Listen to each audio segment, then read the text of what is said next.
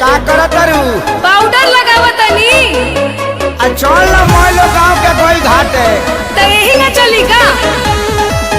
लगाइबे ना का चल ना चुप रहो। अरे छठी माई के बारात हा स्टेशन नहीं खा जाके हमरो पता बा अब बस करी आवत नहीं।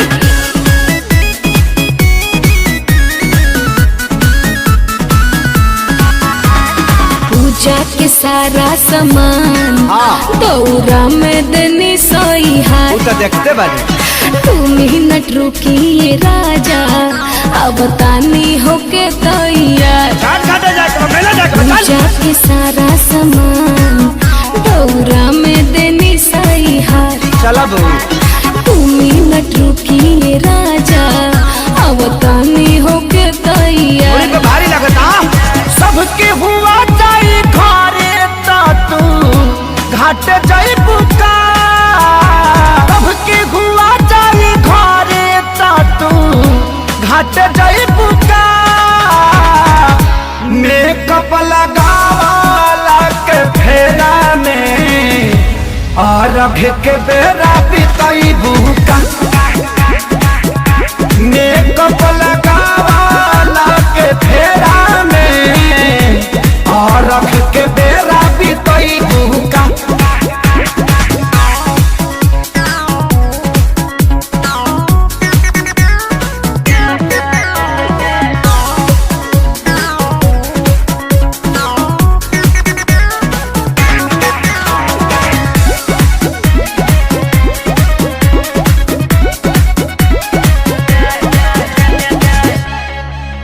फुल नाइट में चेहरा के लाइट भइल बाटे नु जंगला से दी काहे बनी अगुताइल ऐसैया लगावे दी तनिका के रेम रेम रेम रेम।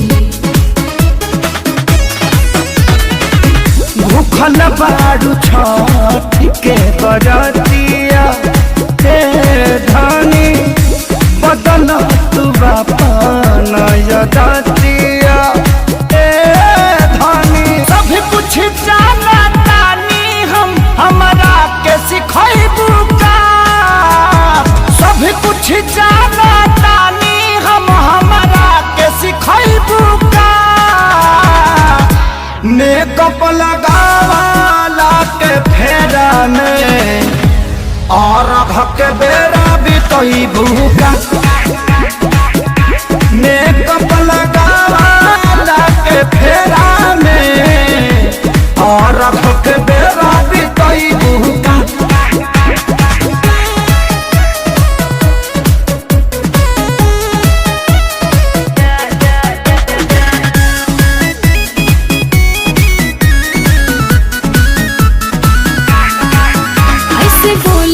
सैया खेसारी पूरा मन से व्रत कैले बानी घाट पर पूजा करावे के खातिर सुनु के बोलैले बानी।